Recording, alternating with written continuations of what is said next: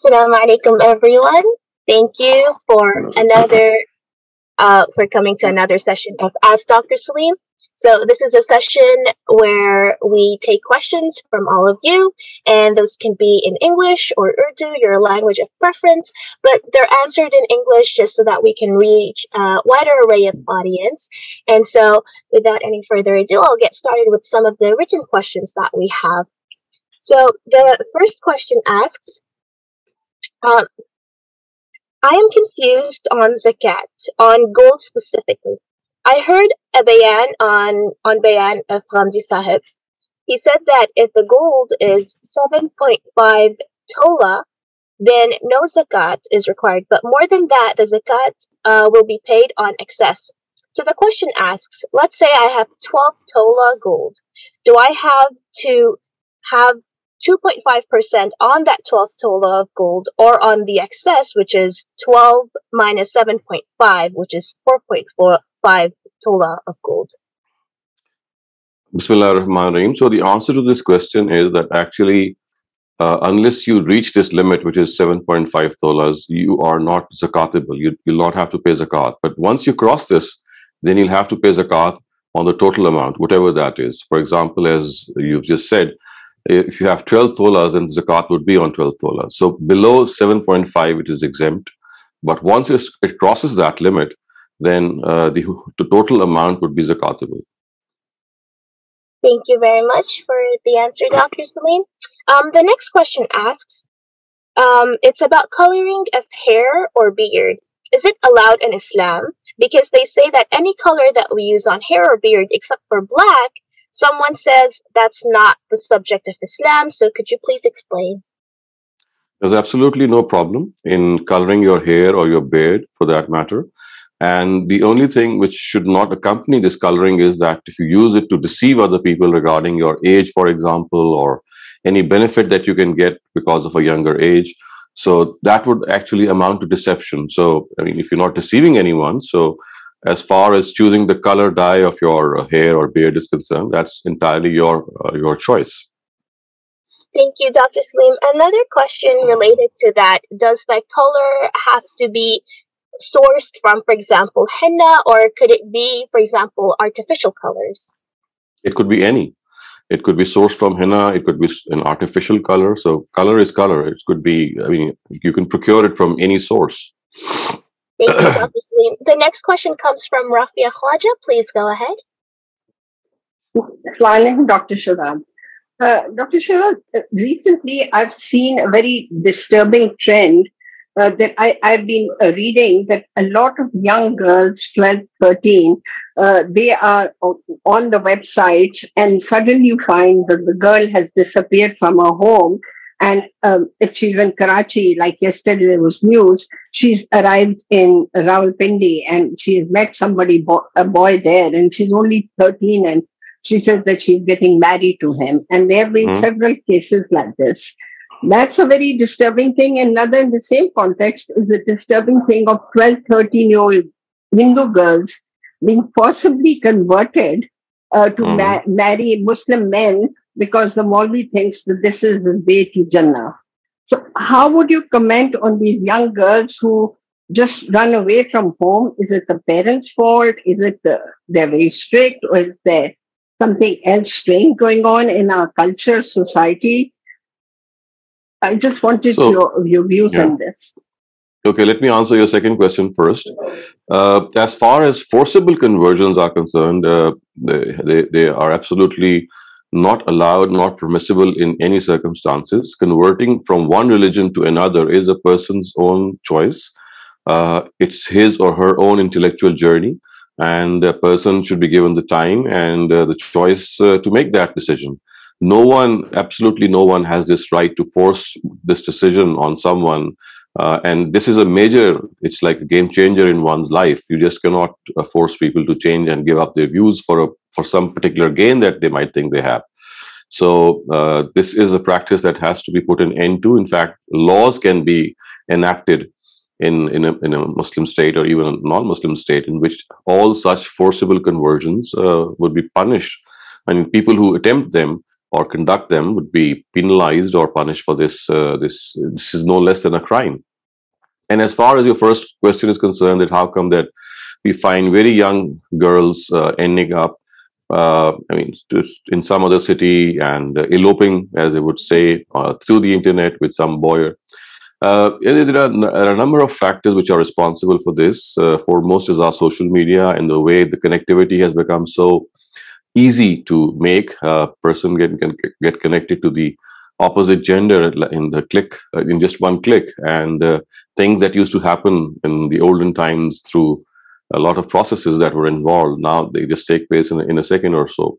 So I think the ease of reaching out to the opposite gender has is one thing, but then another thing is that there are issues in which parenting is also it leaves a lot to be desired. So I'm not saying that they have to become extremely strict or clamp down on such things. What needs to be done is to understand that this is a problem, and if this is an issue which is our society is facing as a whole, then we need to sit together and see that what exactly is making our girls or boys enter into these things. And instead of forcing them not to do so, we have to give them alternatives. We have to talk them out of it. We have to sit with them. We have to be friends with them. We have to be there for them at all reasons. And above all, once a boy or a girl reaches this age of maturity, that he or she knows what right and wrong are, the final decision is with that boy or girl. I mean, what best we can do is tell the boy or girl that what they are doing is not appropriate in a lot of circumstances. But then, as I said, when something happens, it goes out of your hands, then the way out is not what our parents generally adopted. They just disown their children, or they would just file a court case or bring them forcibly back. I think it's more an instance of handling such deviations. So I think deviations do take place, but the more important is that how you handle these deviations, how you, I mean, one thing is to not let them happen, which is difficult because of the amount of this social media penetration in our homes, in our everyday lives. So it's difficult to stop that. But I think more important is that once this happens, once a boy or a girl elopes with someone and goes away, then what exactly are the rights of the parents and how they should deal with their children. It is here that we need to be educated, and we must not adopt any way or methodology which is going to make things seem to the child or the grown-up child, I would say, as if the parents are causing hindrances in their relations, which they have just set up. So it's like coaching them, it's like telling them, it's like suggesting what you think is right. But in no circumstances should parents force their children to not do what they think they are doing. Because you see, a lot of times what happens is that people they learn by doing wrong. And sometimes they don't even learn by doing wrong. But we have to accept that this is the choice which God has given every human being. To make a choice in this world, it could be a wrong choice, it could be a right choice, and parents can always help their children make a choice, but they should not decide on their behalf. So what happens today is they start deciding on their behalf, and this worsens the situation. So in order to salvage the situation, I would say what is to be done is to, in spite of seeing this deviation, they have to stand and can compromise with the situation and tell their children that they would be there for them in all circumstances. Yes, they would differ with what they're doing, but this doesn't mean that they're not their parents anymore, or they would disown them or be harsh to them. So I think it's a more question of handling the post scenarios which happen in such cases. Shehzad, in the few cases, the court decided these girls were underage, and the parents said they're underage, and they were brought back on the court instructions. And the conversion of the Hindu girls is very, very rampant in sin. So there was a case of, I think her name was Dua, and the girl did get married, but the father got her back because she was underage. So you see, if there is an underage marriage issue, this would be automatically checked because underage marriages are not registered by law. But this is the legal aspect. What I'm saying is that if parents fight the custody of their child through the legal proceedings, especially in a country like Pakistan, which is our country, I mean, it's going to be blown over out of proportion, so to speak, which it already has in this particular case. And secondly, instead of solving problems, it creates bigger hindrances for the child who has deviated to even come back. I mean, maybe the child would have realized, had such drastic steps not been taken, and he or she would have maybe come back. Or in the first instance, she would have never gone, because, as I said, at times it is very strict parental handling, not realizing what the child's rights are, that parents go to the extreme. So, I mean, without discussing any particular case, as I said, because we don't have all the details, what I would like to state in principle is that as parents, we have to be, involve the law as less as possible, as least as possible, I would say, because that is something which would not be congenial to the environment that we would like to create between a parent and a child, especially in general circumstances. Yes, there could be very specific circumstances, but then, as I said, they should not be made the rule. They should be an exception. Thank you very much, Dr. Saleem. We'll move on, and if Rafia, you have follow-up questions, you can raise your hand again for the second round. Nosha Bawasim, please go ahead. Assalamu alaikum. My main question is how to control your negative emotions and thoughts. And if it's come, then is there any exercise to remove that kind of thoughts? Because sometimes, like these thoughts come and I feel guilty. Even I don't apply that kind of thoughts, but I feel guilty myself why I have these kind of thoughts and emotions. Right. And for second thing, you just said like we have to pay zakah if it's more than 7.5 tola. But which I heard, if it's a personal jewelry, there is no zakah. Can you just clear that thing also? Thank you. In the meantime, I have forgotten your first question. Could you remind me of the first question? Yeah, sorry. How to control your negative emotion and thoughts? Yes. Okay. So as far as controlling your negative emotions and thoughts are concerned, first we have to confess that these negative emotions, we are all subject to these emotions. It's not just something which is especially happening to you, maybe. All of us get these negative emotions or negative feelings, or negativity is something which does engulf us, especially when we are frustrated, when we are facing tough circumstances, and when someone is being very rude to us, or maybe has badly treated us. So we do get those negative feelings about that person. So, this is something which everyone can feel. But the next step is to counter them. And to counter negative emotions, we have to think about the power of positivity, or the art of positivity, as I would say. So the art of positivity always starts with this notion that there could be certain things that I have done erroneously. So it starts with self-accountability. It starts not with what other things we feel about other people as negative.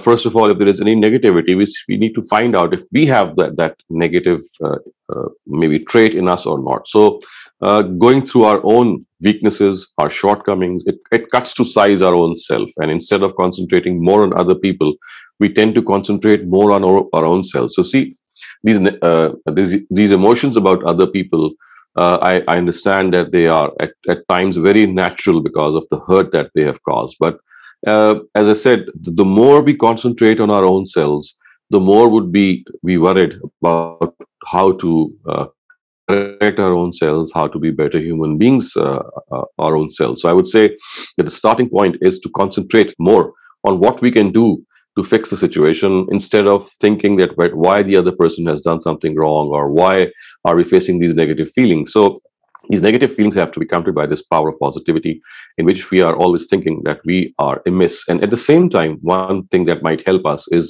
are some of the strengths that we have. So to counter that negativity, you should think that God has given you a lot of abilities as well. So just as you concentrate on your negative traits so that you can improve them, you also get inspired from what you can do, what you have done for people, or what you have the ability to do for other people. This inspires you that, well, yes, you are a person who could make a difference in the lives of other people. And the third thing I would say is gratitude to God. So gratitude therapy is something which is the antidote to a lot of these negative feelings, because these negative feelings also arise from deprivation, some sort of deprivation that we might be suffering, whether in the form of ailment maybe, or in the form of wealth, in the form of the loss of any person. There could be many sources, but if you counter them by gratitude therapy, which means that you concentrate on the favors that we are given by God, and always think that these favors are something that outdo the negative emotions or the negative feelings that we might have, because they outnumber a lot of those things that might arise as a result. So this also produces in us that sense of gratitude, the sense of belonging, the sense of the fact that there is a God who is taking care of us, who is there with us, who is going to be with us, who has taken care of us in the past. So I would suggest that these are some of the tips that that might help in countering those negative feelings. Mm-hmm. Okay. As far as your second question regarding zakat is concerned, what was the question? It's like you just said, like if there are more than 7.5 tola, you have to pay the zakat. So, but if it's personal? Yes, yeah, of course.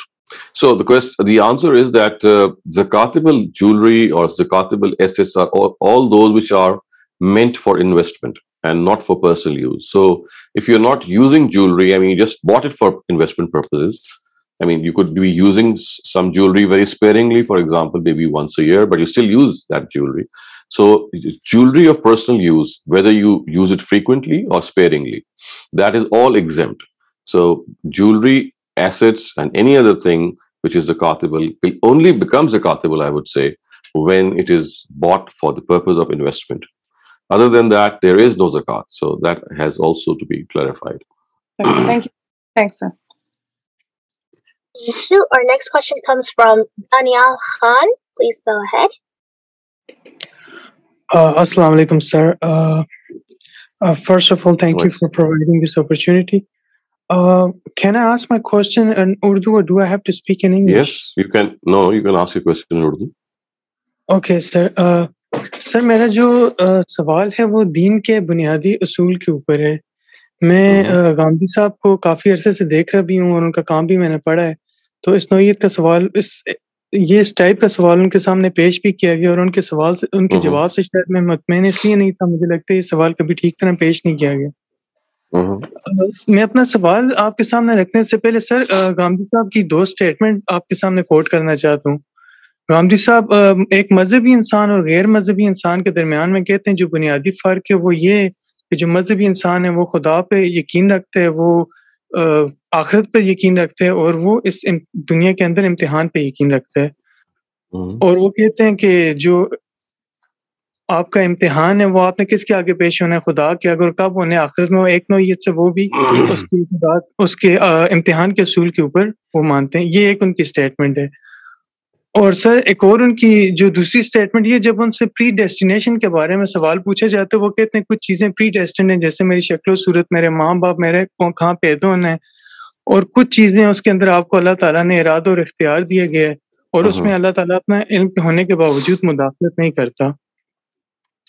Sir अब मेरा ये दूसरी इनकी statement है।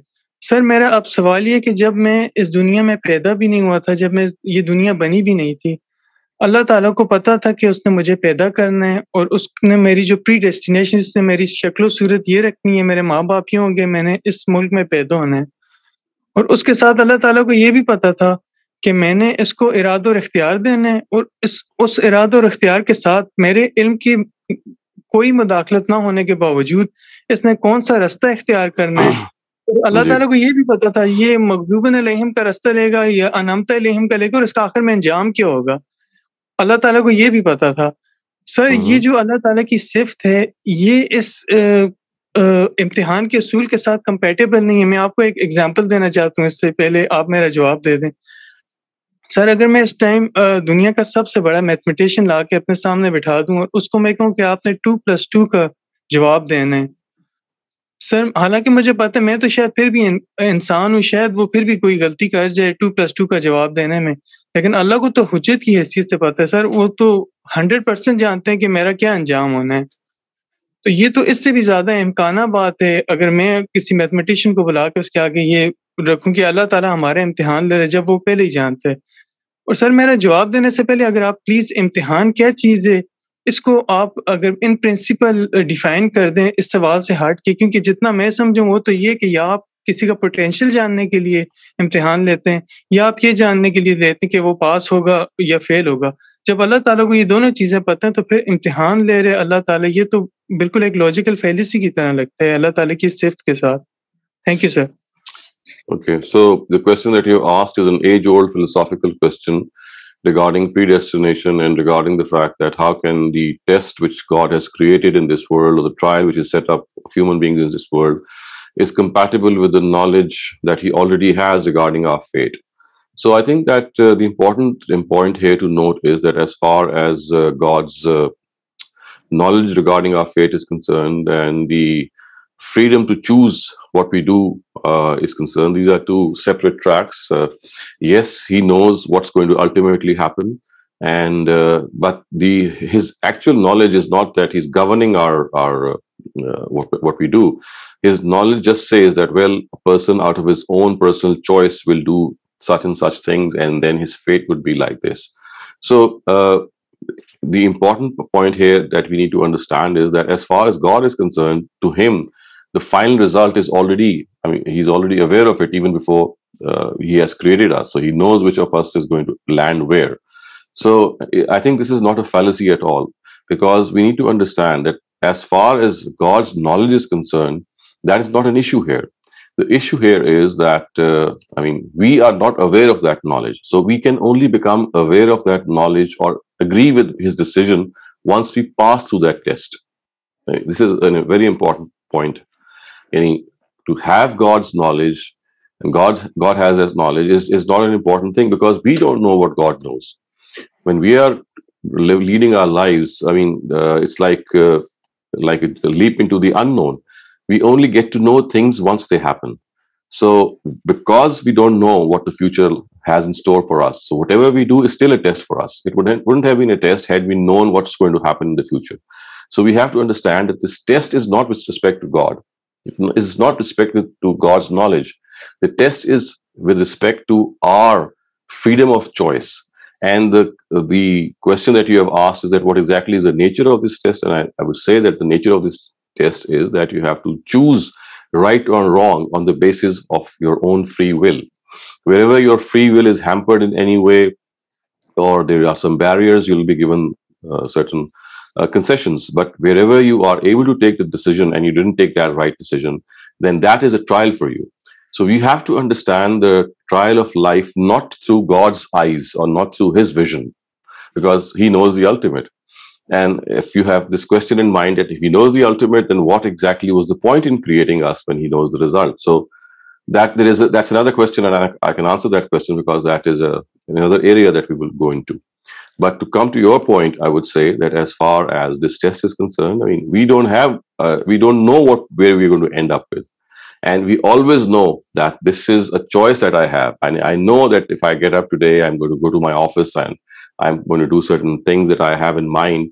So I take that choice. And I have this choice that if I can bungle up my accounts, I can extort, I can deceive people when I go to my office, and I can keep 2 account books, and I can give money out of account books. So all these things are the planning that I do. And that is a test that I'm going to face. So yes, God knows whether I would be able to pass that test or not, but I don't know that. So I have to make that effort. And therefore the test is from our angle. And if you just start applying this whole theory from the angle of human beings, I think you'll get your answer. Sorry, sir. I think मैं शायद अपना सवाल ठीक तरह से present नहीं कर सका. मैं ये आपसे पूछना नहीं चाह रहा हूँ कि इंसान को अपने एंगल से देखना चाहिए या हमें खुदा के एंगल से नहीं देखना चाहिए चीज़ों को. मैं बेसिकली ये पूछना चाह रहा हूँ कि जो इन प्रिंसिपल, मैं इसलिए शायद मैं आपसे ये गुजारिश की थी कि अगर आप इन प्रिंसिपल आप इम्तिहान क्या है उसको डिफाइन कर दें, क्योंकि जब आप इम्तिहान को आप डिफाइन करते हैं in principle, I just did. I think in my answer I did define that. I've heard that. So, actually जब आप उसको define करते हैं, that does not go along with that अल्लाह ताला की जो सिफ्त है. मतलब आप ना खुदा की नजर से देखें ना इंसान की नजर से देखें, आप सिर्फ इन प्रिंसिपल देखें कि जो इम्तिहान होता है इन प्रिंसिपल, वो क्या इम्तिहान किसी का लिया जा सकता है खुदा ले, हम लें या कोई भी ले, क्या इम्तिहान आप किसी का ले सकते हैं जब आपको उसका नतीजे का पता हो? Basically मेरा क्वेश्चन ये है. So I understand your question very well, and I think that the thing that you need to revisit and reconsider, I would say, is that, I mean, it is regardless of who the test is or what the test is about. It is the test of our exercise of free will. So, I mean, we have the choices to make. So if I can make a wrong choice and if I can make a right choice, I have the ability to do both. So in order to make the right choice, I'll have to exert some effort. This is what the test is all about, to exert effort to make the right choices. So that is all what a test is all about. And as I said, that you have to view it from a human being's angle. I mean, because the fact is that God is all knowing, he knows the result, and in spite of knowing the result, I mean, it's something that is there's something that's already taken place. But if you view it from the human angle, Jeff, I mean, I'm just repeating what I said earlier on, you'll understand that basically it's the test of the choice that we have regarding decisions that we make every day. Sir, if I view it from my angle, it becomes subjective. If I view it from human beings' angle, it becomes subjective. I want to know. Give an example. Give an example. How does it become subjective? Can you give an example? If for example, if I look at through, अगर मैं ये देखूं कि for example कोई और creatures, कितने दुनिया में लाखों और क्रिएचर्स भी हैं, मैं कहूं कि उनकी forget about, I mean, for one moment, forget about other creatures, talk about your own self. How do you think that this is subjective or any trial is subjective? क्योंकि ये जो कॉन्सेप्ट जो जितना भी हमारा, अगर हम ये हमारे अंदर ऑलरेडी अगर ये बात हमारे जहन में ना डाली हो कि एक खुदा है, ये रिलीजन है, ये टेस्ट है और हमने अच्छा जिंदगी गुजारनी है, तो अगर हम एकेडमिकली बात कर रहे हो, ये सारी चीजें अपने पूरी आइडियोलॉजी अपने जहन से निकाल के, तो हम फिर ये चीज नहीं देखेंगे कि मेरा क्या अंजाम होगा, मुझे इसमें मुझे एफर्ट करनी पड़ती है, मुझे इसमें एफर्ट नहीं करनी. फिर हमें ऑब्जेक्टिवली बात करना पड़ेगा कि प्रिंसिपल जो आपका टेस्ट का प्रिंसिपल है, वो ये प्रिंसिपल है कि आपने किसी को आजमाना है, किसी का पोटेंशियल हासिल करना है. I think let me interrupt you here a little and see, this is the main question that you have to answer. That I mean, you just cannot jump to this unless you first, I mean, have a vision of the fact that there is a God who has created us for a certain purpose. Even if you forget about the purpose, if you have to be a person who actually have this amount of, I mean, if you're not about that person or anyone is not that person, then the argument is not going to be about the test or trial. We'll start a discussion with that person by discussing the existence of God. And is there a God or not, or whether we need a God or not. So I think if that is the issue that you have just raised, then the fact that this world is created for a trial, that becomes an immaterial question. I mean, that's a secondary question, I would say. The primary question would be, as you said, I mean, you said you just forget about these things and come to this secondary question. I would say that's not possible.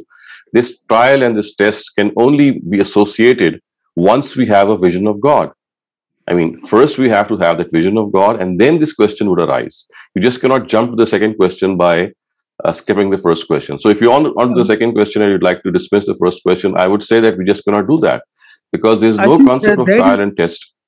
I'm sorry. I think that is the problem. Even when you answer the primary question, the secondary question still remains unanswered. When you say God has the जब आप ये कहते हैं कि खुदा की ये सिफ्त है कि वो हर चीज जानते हैं, तो फिर खुदा के साथ आप प्रिंसिपल को, एकेडमिकली स्पीकिंग, आप प्रिंसिपल इस इम्तिहान के प्रिंसिपल को खुदा के साथ आप लागू ही नहीं कर सकते. खुदा उसको implement ही नहीं कर सकते. Let me interrupt. What did I just say? This is not with relation to God. It is with relation to human beings. So God knows the result. He knows what's going to happen to all of us. I mean, there's no test for him. The test is for us, because we don't know what's going to happen to us. It is the decision that we would make will ultimately either make us eligible towards reward or punishment. So I would request you that please reconsider that as far as this debate is concerned, this cannot be solved if you start thinking about what God knows and what he doesn't know, except that, of course, what we are told through the Quran. You have to think that it is we human beings who have been put in a certain situation, And in that situation, we are all responsible for our decisions. And if we take the right decision or the wrong decision, it's not that someone is forcing us to take that decision. It's our own free will. So by exercising that free will, we are actually going through that test. Either we are passing that test or we are failing that test. So I would insist on this fact that in order to get an answer to this question, you have to view the whole scenario through the angle of human beings. Thank you so much, sir. Do you have any material that you can refer me to? I'm not sure about that. Maybe you can just search our websites. Maybe you can search our websites and maybe type some keywords. Maybe you get to that. All right. Thank you so much, sir. Jazakallah. Thank you. Thank you. I'm going to move on quickly to some of the chat questions, and then we'll continue with the participants. I'd like to let the remaining participants know that please try to keep your questions short and concise so we can get through everyone. So both of these chat questions are related to women. The first one asks, are women prohibited from entering into politics? Certainly not. They're not. They can enter any professional field, including politics. Thanks, Dr. Saleem. And then the next one asks, is abaya compulsory? Can we go out in a simple dress with not covering face, hands, and feet? I'm sorry, I couldn't hear you. What? So they're asking whether abaya is compulsory and if they can go out in a simple dress without covering their face, hands, or feet. Of course, yes. Face, hands, and feet, they don't need to be covered even in normal circumstances. Even the head covering is essential once you have made up your hair, you've adorned your hair, you have embellished your hair.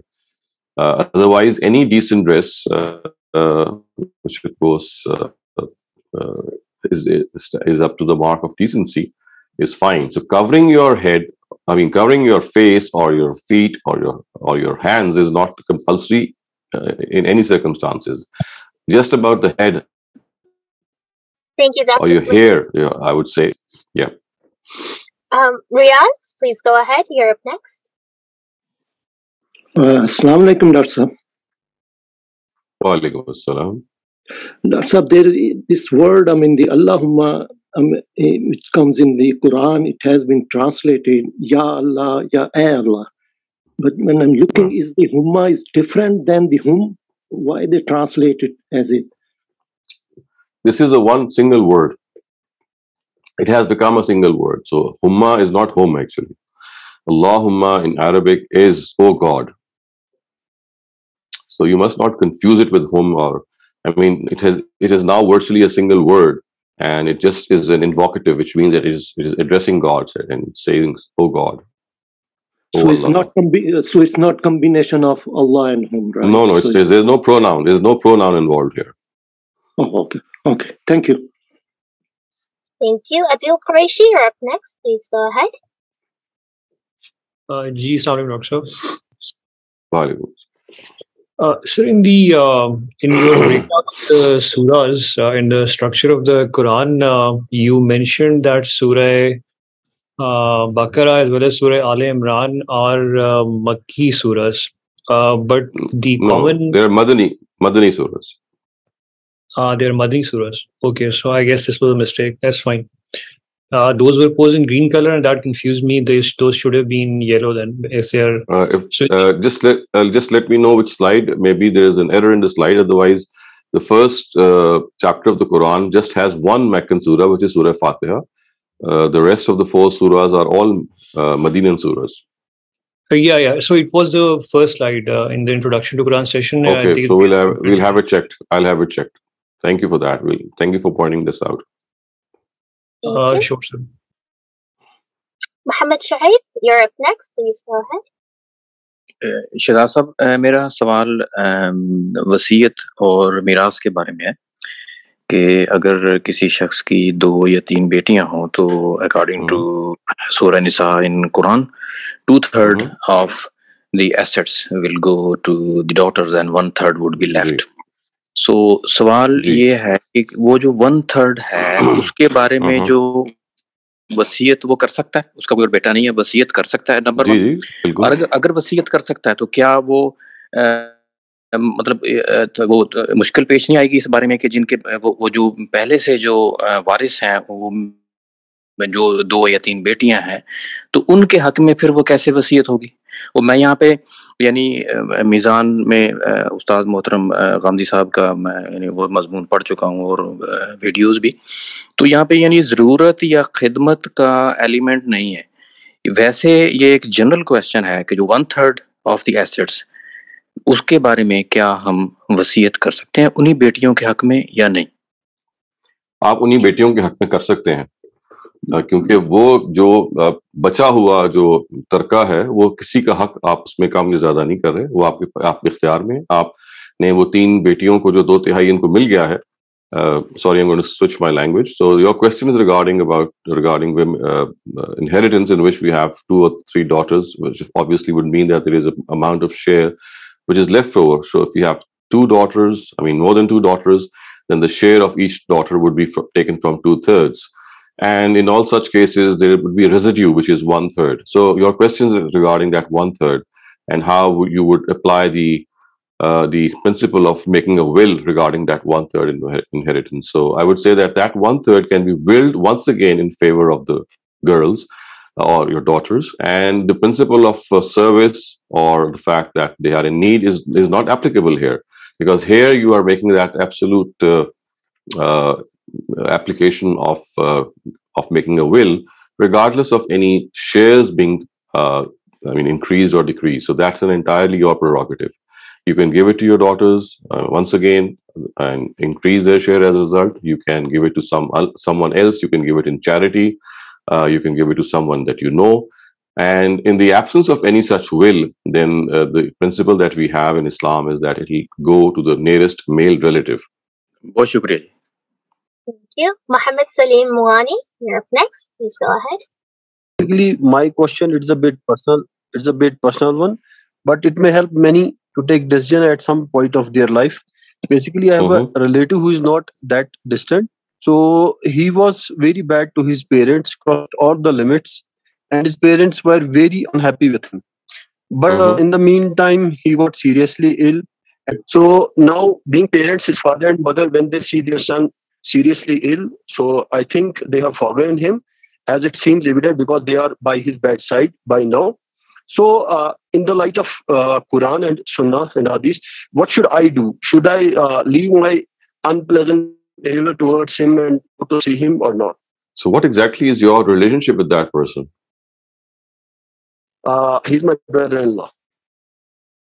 He's your brother-in-law, and what you're saying is that he was very rude to his parents, and now he's very sick and seriously sick, and the parents are at his bedside.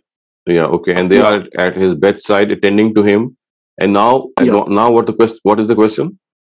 Question is basically when he was rude to his parents, so he was as rude to me. Should I also leave my all those things and go to see him? Yes, of course. Why not? Because I mean, there is one thing that he's done wrongly, and there's another thing that you should do rightly. So if he has adopted a bad behavior or wrong attitude, this doesn't mean that you should do the same. I mean, you should be there for him. I mean, if he's sick, he needs attention, he needs medical care, and he needs emotional support also. And maybe this will make him realize his follies as well, if not already. So I think whatever he has done wrong, it is between him and his God. But as far as you are concerned, you should go there and attend to him. Look at his parents; they are the worst off and the worst affected, as you said, but they're still with him. So I think that you should also be with him. Thank you for your suggestions. Thank you very much, Ahsan. Shariq, please go ahead. Assalamu alaikum, Dr. Shehzad. Wa alaikum assalam. Dr. Shehzad, in the Quran, there are many places where Allah has mentioned that He guides whom He wills and He does not guide whom He wills. Now, this is completely understandable. Those who are doing good, those who have the right intentions, Allah guides, and those who does not do the efforts, Allah does not guide. But in some occasions, for example, in Surah Al-Baqarah 26 and one more, where Allah says, "Yudillu bihi kaseeran wa yahdi bihi kaseera." इसमें यह है कि Allah says that He misguides also some people. और उनके बारे में भी Allah has mentioned that he does not, or rather he misguides the fasiqeen, al-fasiqeen. Now, the question here is, when he has put them into the test, and उसके बाद शैतान भी है, or and have made them in a location where they don't have that much of guidance. Maybe they have also misguidance with the world itself. So it's already quite unfair to those people who are, not maybe not born in a place where they have the right knowledge of Islam. Maybe they've got the wrong knowledge of Islam from rumors, and then misguides them as well. So this kind of feels that it's sort of injustice to them, that उनका तो भी खत्म नहीं हुआ ना, test खत्म नहीं, जिंदगी खत्म नहीं हुई, तो उसके बारे में जरा वजाहत कर कि how right. So basically, this is a penalty or a punishment in this world when a person misuses the opportunity that God has given him repeatedly, not just on one or two occasions. He repeatedly refuses to recognize that he has a conscience, and he refuses to follow that conscience repeatedly, incessantly, perpetually. And there is a stage which is reached in which his heart is sealed and he doesn't see what guidance itself is. And when God says, he's actually referring to such people who have been given a lot of chance. They have been provided a lot of opportunity. And it's not, as I said, one or two occasions, but on several occasions. But they have insisted not to pay heed to the calls of their own conscience. So this is a stage which God says that when a person misuses that freedom to exercise his free will to such an extent that then God makes it difficult for him to accept guidance. So this is like a punishment that he faces in this world. So it's not that God is being unfair, rather it is people who are being unfair to their own selves, as the Quran has said at several places. It's not that God is something who is being is unjust to them. It's people who are being unjust to their own selves, because after being given these repeated opportunities and repeated chances, they squandered those chances. And there was a time, or there was a particular limit that had been reached at a certain instance in which there was no way out but to tell them that, well, because of the fact that you're repeatedly doing this, now you will be punished for that. So it's not that God is unfair, it's basically they themselves who are unfair to their own selves. That's what the Quran says, that they are wronging their own souls. Got it. Thank you very much. Thank you. Yasin Fahad, you're up next. Please go ahead. Assalamu alaikum, Dr. Shehzad. I have a question regarding to the inheritance as well. The kids these days, they have very particular questions about this boy and girl share. And I mean, we can understand that because things have changed and females are working, and in some families, actually, the females or the girls are supporting the house instead of the boys. So this question has repeatedly come up in my house as a discussion. And although I try to tell them that, these shares are fixed by Allah, we cannot change those. However, there might be exceptions. But they say that there are more females working today to consider them exceptions. So how should I explain it to them, or under what circumstances can the share be changed if female is supporting the house instead of the male? Yeah. So I think you need to revisit the reasoning. It's not that women are, because they support, the reason for giving more share is not because they are earning hands, so to speak. It's not that men are given more shares, or husbands are given more shares, or sons are given more share because they are earning and women are not earning. This is not the basis of the law of inheritance. So the basis is something entirely different. And that is, God says, the benefit which the potential benefit which the deceased will get from a particular relationship is the basis of determining the amount of shares. So regarding daughters and regarding sons, if you think that this benefit which a parent has is more in case of a son than in case of a daughter, because you see, once a daughter gets married, her benefit is transferred to her husband more.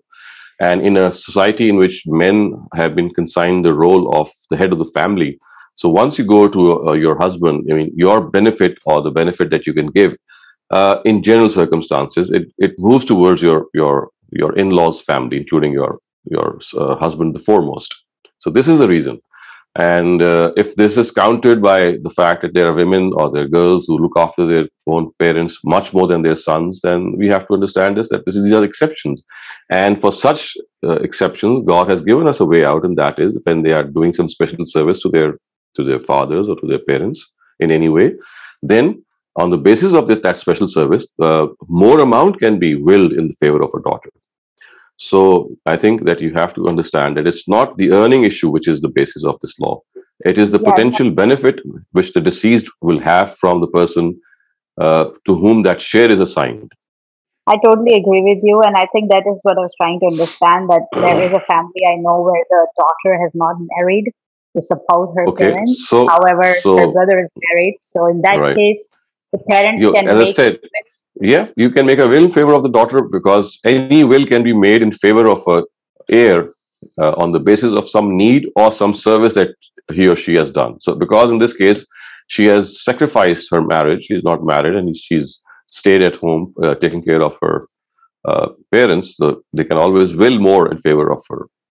And if I understand correctly, that will take precedence before the shares are distributed. Yes, absolutely.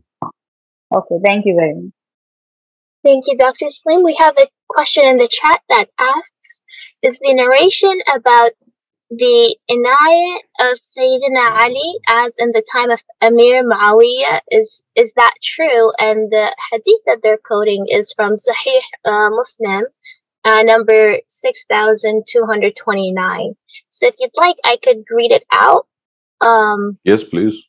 Please do read it out. It's kind of long. So it says, Sahel bin Sa'ad reported that a person from the offspring of Marwan was appointed as the governor of Medina. He called Sahel bin Sa'ad and ordered him to abuse Ali. Sahel refused to do that, and then he, the governor, said to him, if you do not agree to it, at least say, may Allah curse Abu Turab.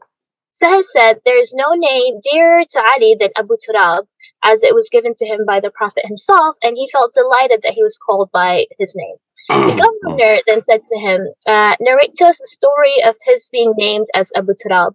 He said, Allah's messenger, sallallahu alaihi wasallam, came to the house of Fatima, and he did not find Ali in the house. Whereupon he said, where is your uncle's son? She said, there cropped up something between me and him, which had annoyed him with me. He went out and did not rest here.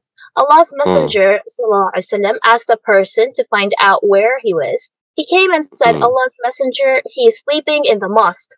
Then Allah's messenger, sallallahu alaihi wasallam, came to him and found him lying in the mosque and saw that his mantle had slipped from his back and his back was covered with dust.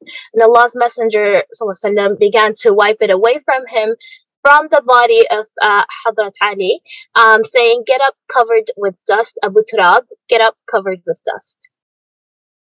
So what exactly is the question here? Is this a true narration?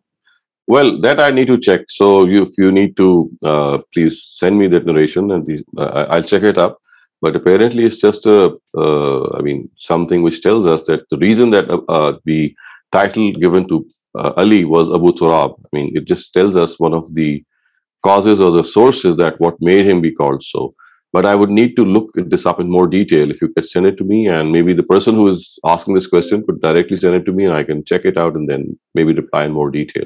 All right, I'll connect them with you then, inshallah. So our next question comes from Daniel Khan. I would request you to please keep your question short and concise. Thank you. I'm sorry, my first question took a lot of your time, sir. Actually, मेरा दूसरा question regarding purpose of life है कि हम purpose of life कैसे determine कर सकते हैं. मैंने गांधी साहब को इसके ऊपर बोलते देखा है और सुना है. उन्होंने कहा था कि हम ये कायनात का वसी होने की वजह से हम पूरी कायनात का पर्पस नहीं डिटरमिन कर सकते, तो हम इंसान की हैसियत से डिटरमिन कर सकते हैं कि वो मुर्गी की एग्जांपल देते हैं, वो मुझे गोश्त और अंडा देने के लिए मुझे सर्व कर रही है, वो कहती है पूरी दुनिया मुझे सर्व कर रही है. सर ऐसे तो हर जानवर को, हम सांप को देखें वो भी ये सोच सकते हैं कि मेंढक बने मुझे सर्व करने के लिए. और उसके बाद फिर हम देखते हैं अभी रिसेंटली कोविड-19 से कितने लोगों की जान चली गई. तो ये हम कैसे इसके पहले ये claim हम कैसे कर सकते हैं कि दुनिया हमें Yes, serve Thank you. I understand your question. I think there are two different things that you have to understand. As far as one's purpose in life is concerned, that's a separate question. Everyone's purpose in life is according to the abilities that he would have, the initiatives that he would have, the traits that he would have. So I would fix a purpose in my life, my mission in life, my aim in life according to my own abilities, my own habits and my hobbies. But the verse which tells us that the last verse of Surah Zariyat, which says وَمَا خَلَقْتُ الْجِنَّ وَالْإِنسَ لِيَعْبُدُونَ, it is not telling us the purpose of our life. What it tells us is why God has created us. What was the purpose of God creating us, not that what is our purpose in life. So these are two entirely different questions. So God says that when he created us, he did not want him to be fed like these idolaters are saying. Inna Allah huwa razzaqu zul quwwatil mateen. So as far as providing sustenance is concerned, God doesn't need that because he himself is the sustainer. So that particular Quranic verse, which is generally quoted in this regard, has to be understood in its right perspective. So God did not create human beings to feed him or for his own personal use, as the idolaters would think that they're going to present their food before God and they could have their will be accomplished. On the contrary, the verse says that the purpose of creating mankind, God's purpose in creating us, is that we should acknowledge the fact that we are not the creators ourselves. We are human beings. And so therefore we have to live a life of submission to God. So that's an entirely different scenario. A life of submission is expected, and not a life in which we think that we ourselves have, the say, or we have the entire control in our hands. So it's just telling us that you have to behave as human beings. So to behave as human beings means that we acknowledge a creator. So that's a different question. As far as the purpose in life is concerned, then that's a different question. So one question is the purpose for which God created us. And one question is, what is my purpose in life? Actually, my question was the purpose of this universe. I mean, do we get an answer about this from the Quran? Ghamidi Saab actually says that the world is serving us in every aspect. When I look it through my perspective, I mean, when I say that the purpose of this universe, I mean, the purpose of this universe can only be known by, the creator who has created this universe. Either it is self-created or someone has created it. So we just cannot understand what the purpose of creating something is unless we know for what purpose that particular being created it. So God, if we acknowledge this fact that yes, God created this universe, then it only means that he created this universe, broadly, so that he could create human beings as a result, and broadly to put them into a life that would ultimately make them reach eternal life, and at the same time use this whole stuff, which is this expanding universe is ever increasing every second, to get transformed into a new world, which is going to be the hereafter. So all this stuff that we see, the purpose of that stuff is that it will be converted on the day of judgment, and a new world would be created. And so how did you make this like human centric? ये चीज सांप भी तो सोच सकते हैं, ये चीज बंदर भी तो सोच सकते हैं, मक्खी भी सोच सकते हैं. We're not talking about human centric. What we are saying is, because we are the recipients of the book of God, this is what we understand. If they do it so, fine, let them do it. If some other life form is also so cognizant as we have become, let it be so. So they must be having their own laws, they must be having their own maybe books, because we know from the Quran, at least for one other life form, regarding the jinn, the Quran says that alam ja'atikum rasulun minkum, that messengers were also sent to the jinn kind, separate messengers from the one that we know, and books perhaps were also revealed. So who knows what's going on in other worlds? We are more concerned to what's going on in our world, and the book of God basically relates to us. Thank you very much, Dr. Saleem. Thank you so much. We're running short on time. We still have a couple of questions to get through. So the next question asks, and this is regarding reading Surah Kahf on Friday. So reading Surah Kahf is said to you get rewarded for reading it, but is that hadith authentic in the first place? And since we don't understand Arabic, does it apply to us as well that we'll get rewarded from just reading it without even knowing what we're reading? So I have not been able to make sense of this narrative. I've gone through it a number of times. I just cannot see what exactly is the purpose of reading Surah Kahf, because it's not just reading Surah Kahf. It says that you have to read on a Friday, and if you do so, you'll be saved from the attack of the Dajjal, and you'll be secure from that. I don't see the relationship of Surah Kahf being read and then that too on a Friday and then being safe and secure from the Dajjal. I think that the narratives have mixed up something. There's something missing in this narration, and it's incomprehensible to me. Thank you very much, Dr. Saleem. Noshaba Wasim, please go ahead. So my question is, can we get test and punishment in this world? Because as we saw in this world, like dramas, whatever happening with the people, normally people relate that thing to the punish. Like this person did this thing wrong, so that's why he get punished. And then their kids get punished because of his behavior or bad attitude. Right. So regarding the law of punishment, what we know from the Quran is that in the era of God's messengers, people are definitely punished for their deeds in this world. I mean, this is like a certitude. This is something which is going to happen to every person in his collective capacity in the era of God's messengers. But in the post-prophetic era, which is the era in which we are living, this is not always true. At times, God does punish us. At times, He does not. But we never can come to know about that because we don't have any link with God. For example, if we come across something, let's say if we come across difficult times, we just cannot say that these difficult times are because of some sin that we committed earlier on. This could have only been true had God given us this knowledge. We just cannot have a cause and effect relationship between these two ourselves. So what I can say is that yes, at times it can happen, at times it doesn't happen, but on all occasions we can never know whether it's certain or not, because to be certain, it has to be in the prophetic era. We know that in prophetic era, people are punished definitely in this world for their mistakes. But in the post-prophetic era, yes, at times God does so, and at times He doesn't. And we can never be certain in this regard. Mm-hmm. So there will be no differentiation because, when you think like it's a punishment, then your feelings and emotion are different than when you feel like it's a test. You see, right. So you see what happens is that at times, because of our own sensitivities, a true believer at times thinks that when something has happened and he or she is going through a test, it's like a thinking that comes over that person. It overwhelms him that maybe I've done something wrong and God is trying and testing me. So this is how a believer would feel like at times. It might be true, it might not necessarily be true. As I said, it will be both.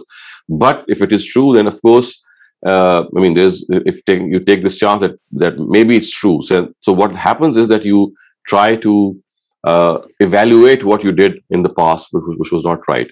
So what happens is on such occasions is that though you can never be certain whether it is punishment or whether it's a trial, but what makes you actually, spurs you to action is that you reinvestigate and you revisit your past and see whether you've done something wrong or right. So I think the biggest achievement for a trial is that you try to visit what you did earlier. Maybe you did something wrong and then you evaluate and then you set right those things. So I think this is a pointer that you can get. But whether you are actually being punished or being tested in this world, we cannot be certain. Yes, it's either of the two, but which of the two, it's not always clear. But one thing, as I said, is certain, that punishment can only be in the case of the fact because God says, "Ma kunna mu'azzibina hatta nab'asa rasula." We only punish people in this world when there is God's messenger sent to them and they deny Him, and as a result they are punished. So that is one certain punishment. Other than that, as I said, it's more of a feeling that we might have.